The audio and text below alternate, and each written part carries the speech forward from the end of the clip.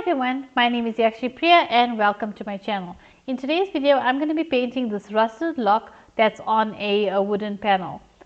So I'm starting off using a regular graphite pencil and just sketching the lock using my reference photo. Now for this particular painting, I'm going to be using the Derwent Graphitint paint pen set alongside the Derwent Inktense paint pen set. Now that's set number 1. Now the colors I'm using from the Inktense is only going to be the dark brown and the darker brown and the orange, and that's because I want to get that texture, or I want to get that rust look. So for the base layers, I'm using some of that orange. Even some of the further layers, I'm adding that orange to the graphitint to get the color that I'm looking for. So you can see now I'm just basically doing some washes with the graphitint just to create some texture for the wood in the background. I am going to come through later and add more layers and add more details, but for now this is just a basically your base layer or your initial layer, and I'm also just doing some loose washes of color over. Now with the graphitint, what I like about it is they are very earthy, natural tones or colors to the set, so it was perfect for me to use that for this particular painting because of the colors that come in the paint pen set, and being a paint pen makes it much more easier to apply the paint with a brush. So apply the graphite like a paint with a brush. So you can see now I'm adding more layers and starting to build up the texture of the wood. I am working for most part wet in wet. That's because I want to have those washes of color blending into each other. So that especially works well for the lock and creating the texture for the lock. Now you can see I'm going in and adding a base layer of gray for the lock. That's with the graphitint. And then I'm going to start building up the washes of layers of color just to get some of that background or base layers in, and then I'm going to start building up to create the texture of the rusted lock and the rust, as well as the details or shadows of the lock. Now remember, when you are doing any painting or drawing, if you want it to look more realistic or three-dimensional, really pay close attention to your reference photo, and also look at the shadows and the highlights. Really make your shadows dark and really keep your highlights as light as possible. Now for this piece, I used the white gouache for my highlights, but you could use a white gel pen if you have that, or you could use some masking fluid beforehand to keep those areas of the paper white. So it's up to you what you choose to use. So you can see now I'm starting to bring out the areas that are going to be darkest areas with the rust, as well as some of the shadow areas.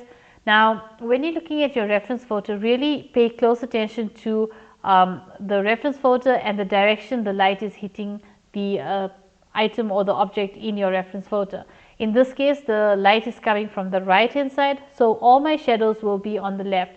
Now remember, even though you may not see some of the shadows in the reference photo, it's important that you take note of the direction the light is hitting the object, because some of those shadows you may not see it in the reference photo, but if you apply it in your drawing and you add it to your drawing, it's going to really make the drawing really stand out and make it look three-dimensional by adding those shadows.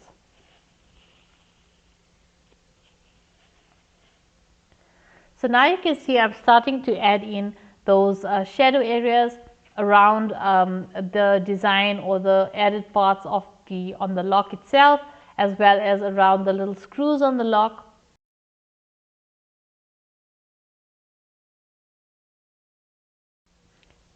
And I'm just adding some of those darker shadows and slowly building up those really the texture of the rust. So you can see I'm letting it blend in wet, so it's easier to blend. I'm using round brushes for this piece, different sizes, but nothing too large.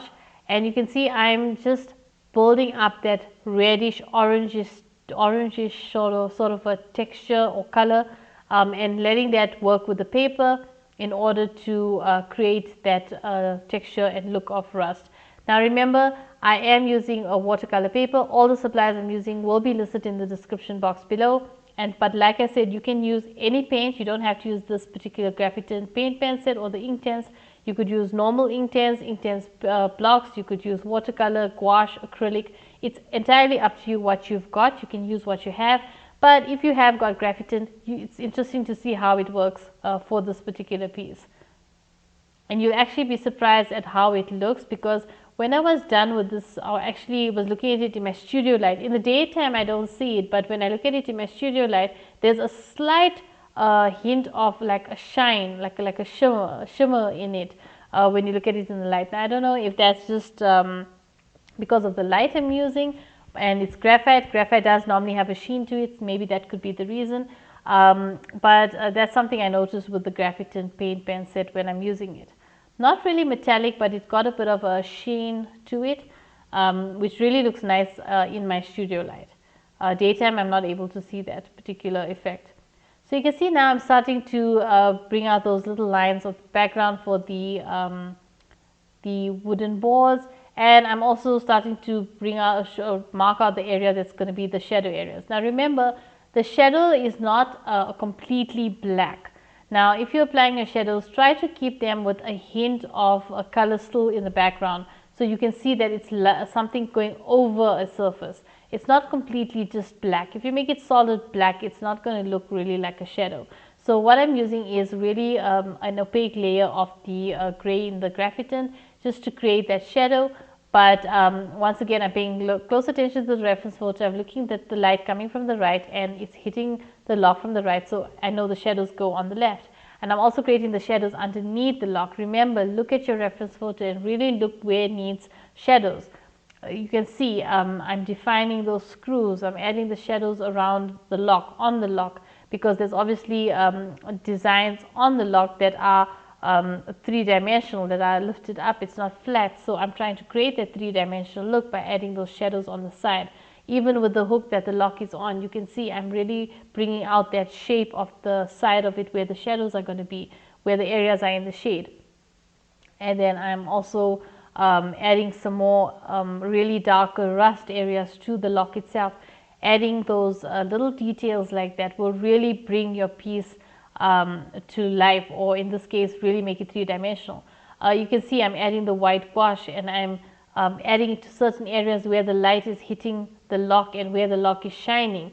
So I'm not using a silver or anything like that here. I'm just using white paint, and that will really make those white areas, really highlighted areas, stand out, and it will make the piece look like it's metallic.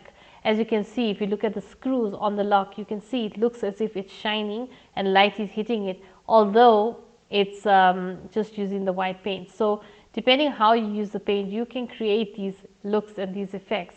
Now there on the shadow, you see I went over with white. Now that was only to lighten the area so that I could just add some brown behind it, because that's actually where the shadow breaks, and then you see the wood between it as the light is hitting, cutting between the lock and the hook that it's on.